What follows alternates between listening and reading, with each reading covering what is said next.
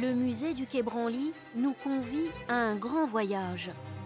Temple de l'art primitif, il est connu pour ses chefs-d'œuvre, des statues, des masques, des parures, venus d'Asie, d'Océanie, d'Afrique et d'Amérique.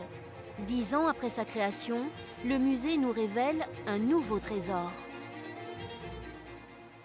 Le saviez-vous, 710 000 photographies reposent dans les collections du musée. Des fonds collectés grâce aux explorateurs, aux scientifiques qui, au XIXe siècle, ont parcouru le monde, souvent au péril de leur vie. Derrière chaque photographie, il y a une histoire.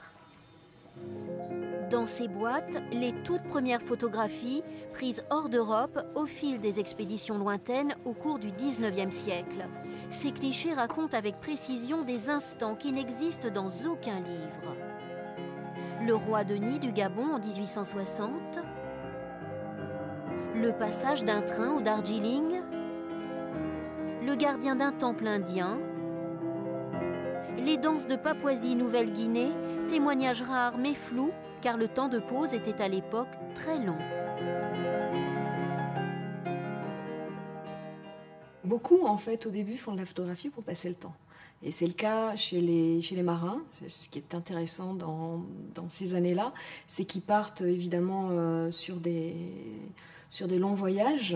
Ils ont des missions très précises de négociation, de traités commerciaux, des choses comme ça, de reconnaissance des côtes.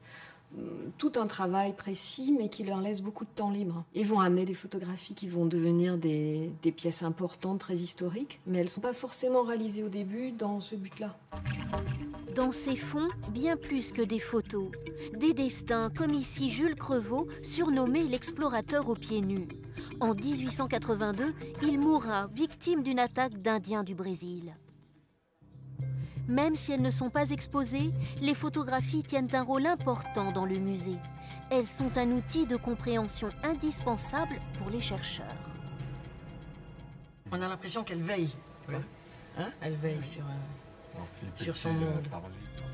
C'est cette photographie prise en 1958 qui a permis de révéler la réelle fonction de ces objets sacrés de Papouasie-Nouvelle-Guinée. Cette photo nous a permis de comprendre qu'ils fonctionnaient bien ensemble. On retrouve l'esprit de la forêt dans les deux masques et puis cet ancêtre féminin. Et en fait, il s'avère finalement qu'ils sortaient ensemble et qu'ils dansaient ensemble. Le musée vient d'acquérir un nouveau fonds photographique, 70 tirages réalisés au Ghana dans les années 1950 et 60. Aujourd'hui, on voit bien que lorsqu'un musée veut exister, comme le musée des Arts Premiers, il est presque impensable de faire l'impasse sur des fonds de photographie. Ça fait vraiment partie maintenant des collections d'un grand musée. Le portrait du boxeur Mohamed Ali est une des pièces maîtresses de cette acquisition.